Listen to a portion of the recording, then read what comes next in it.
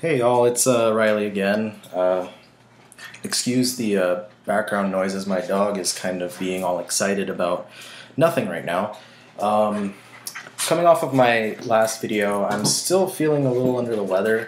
I don't know if you can actually hear it in my voice, but I got a package that I want to open and show off. So this is a little different. This time it's not from InStock. This is something I ordered off of eBay. I won this auction for, let's see what my dog is doing, for about $140 after postage, which is pretty good for what I got. I'll show y'all in just a second when I get this open. It looks like, because he charged $6 for postage, and it looks like he paid double that. So that's pretty awesome, because I didn't ask for it to be priority 2-day shipping or anything. So, but it came in 2 days, and that's pretty cool. I wasn't expecting this today. So I'm gonna have to give him a good write-up on eBay. Opening this up. The box is a little bit mashed on the corners and stuff, but it looks like he did have some bubble wrap in here to protect it, so I shouldn't worry about any damage. But anyway, kind of to prelude to this, I'm selling my single issues of Spider-Man on eBay right now, and I'm buying them again in trade. Just give me a second.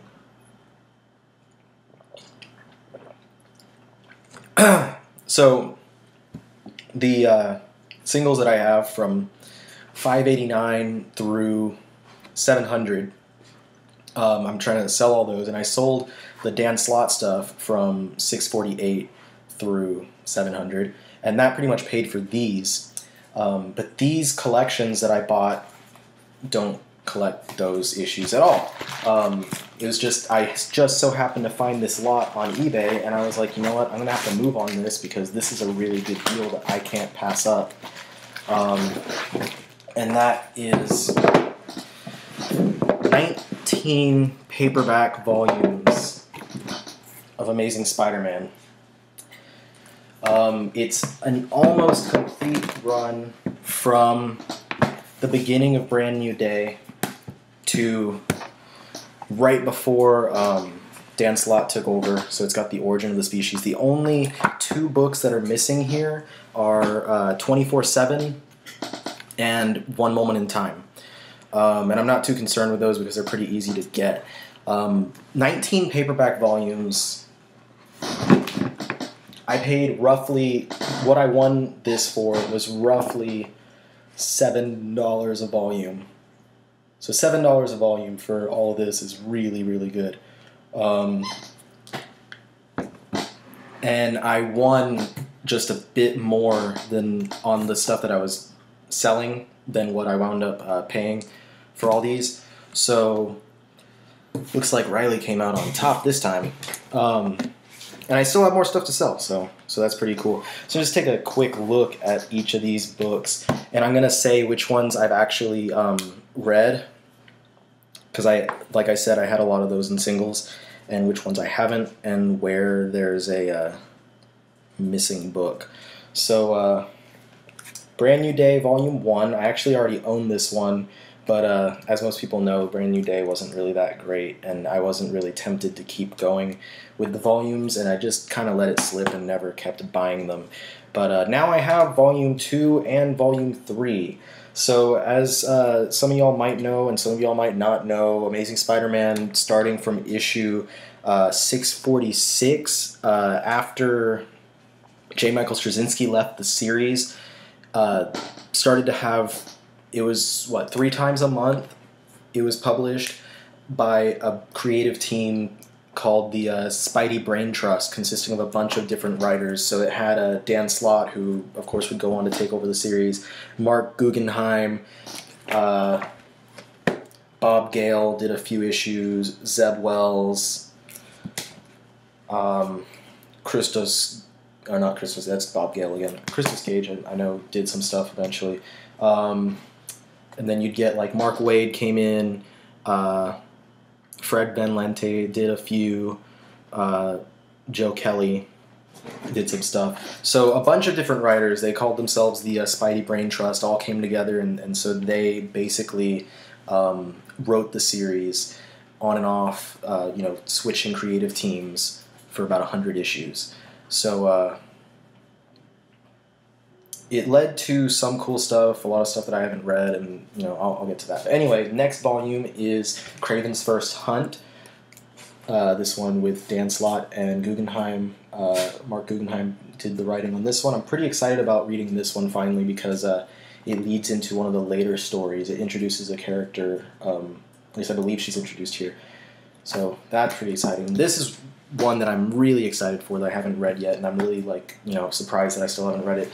It was New Ways to Die by Dan Slott. This is the Slott and Romita Jr. where the let's see, the Anti-Venom. This is where we see the Anti-Venom. So this is one that I'm really excited about. And then the next volume is Crime and Punisher. This has a few issues by Mark Guggenheim, Joe Kelly, and Zeb Wells. This has a little damage in the corner. I'm not too concerned about it. So I'm excited to read the Joe Kelly issue specifically. And Zeb Wells is usually pretty good on here as well. And I think that this one has the issue by Mark Guggenheim that was about Flash. Yeah, it's got Flash Thompson's time out at war, where we see him lose his legs and stuff. So that should be a pretty good one. Death and Dating. It's got stuff by Mark Waid, Mark Guggenheim, Roger Stern, Dan Slott. So a nice little group of writers right there. This one has a little bit of a bend on the bottom. And then Election Day. This was the famous Obama cover, which was actually just a variant to one of the issues,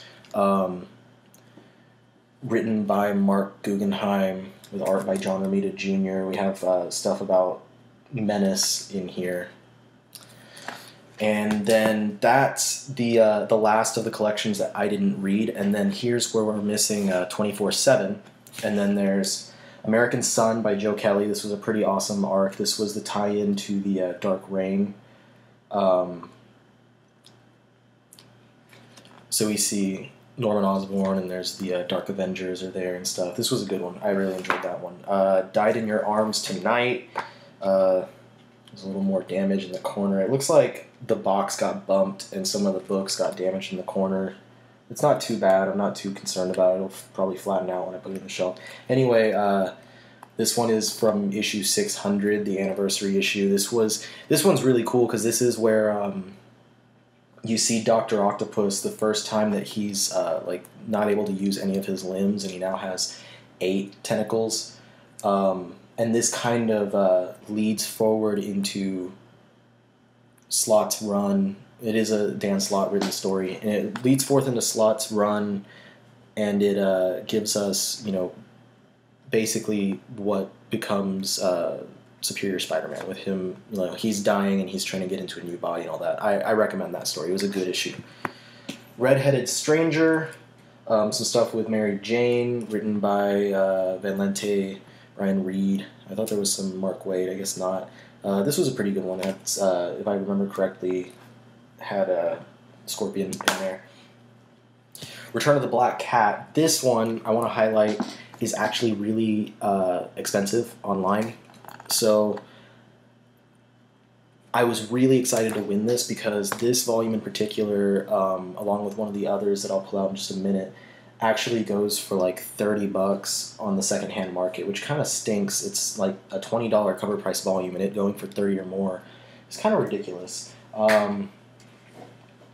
But this is Joe Kelly wrote issues in here with Black Cat and with Deadpool, and this leads right up into the Spider-Man event type thing that went on for several issues called The Gauntlet. So here's The Gauntlet Volume 1 with Electro and Sandman, stories from Dan Slott, Van Lente, and Mark Waid.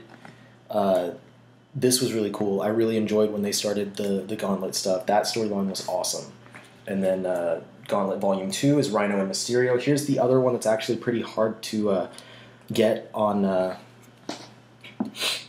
get online. It's another, this one's just $15 cover price, but this one was going again for like 30 or something, if I recall correctly. And I think it's because it was really popular due to the Rhino stories that Joe Kelly wrote. So this has Joe Kelly, Dan Slott, and Ben Lenti do the stuff in here. But the Rhino stories were really, really good. It was like 2 one-shot stories about the Rhino. It's a couple of the best issues of this entire era, of the entire like Brain Trust era of Spider-Man. Gauntlet Volume 3 featuring Vulture and Morbius. This has Fred Van Lente and Mark Waid, Joe Kelly. I think maybe the second, maybe the second of the Rhino issues was in here. I don't remember.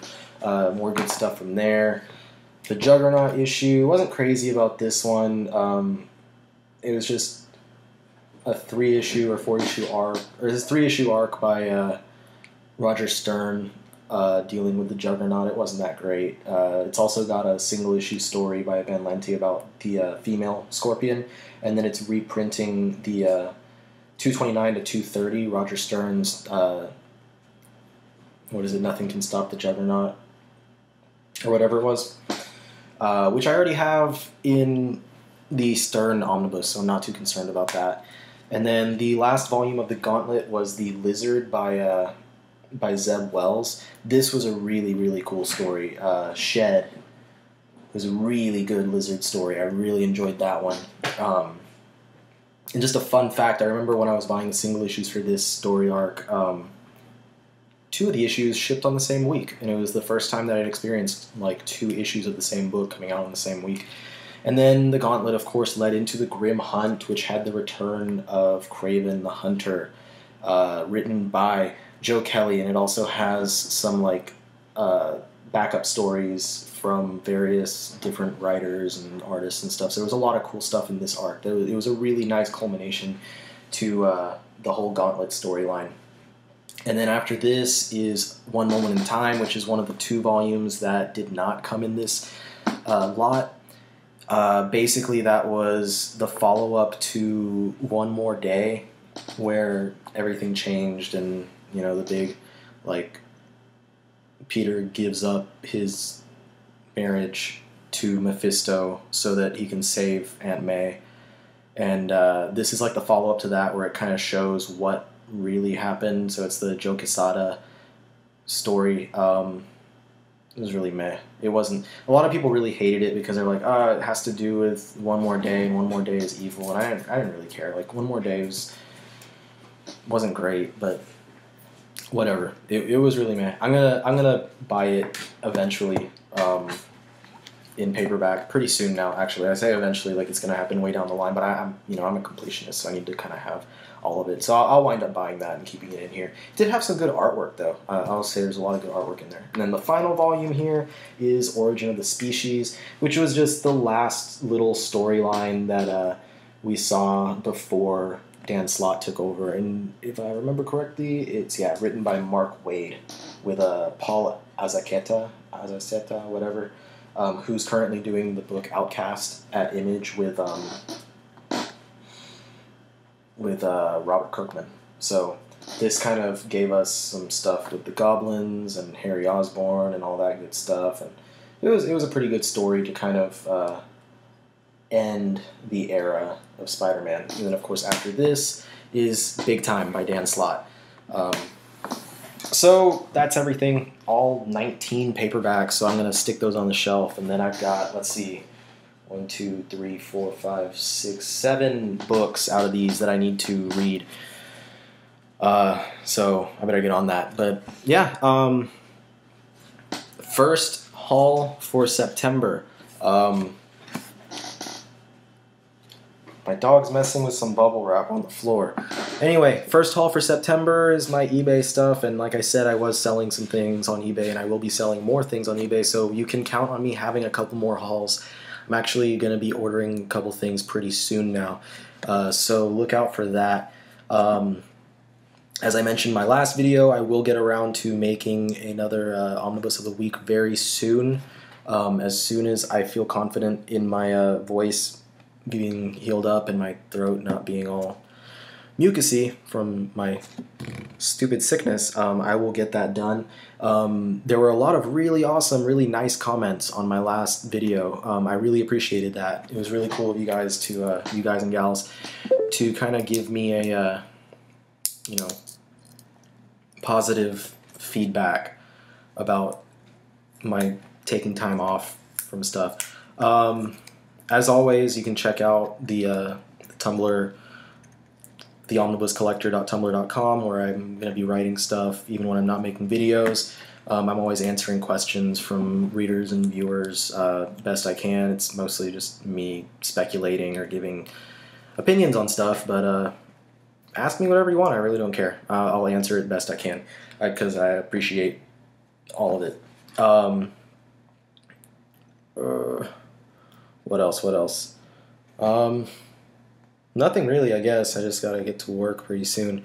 But yeah, thanks for watching. You know, like, comment, subscribe, be cool, watch some other videos, give me some opinions and feedback on stuff. Let me know what you think about those storylines. Which ones of these Spider-Man stories did you enjoy? Which ones did you not enjoy? Which ones are you curious about? Let me know, because I'd like to know. We can talk some Spider-Man. And as always, stay cool, and I'll, well, stay cool as you can. I mean, I'm in Texas, and it's kind of sweltering outside. I've been rubbing my hair because it's all sweaty and greasy right now. But, stay cool figuratively and literally if you can. And I'll see y'all next time. Thanks for watching.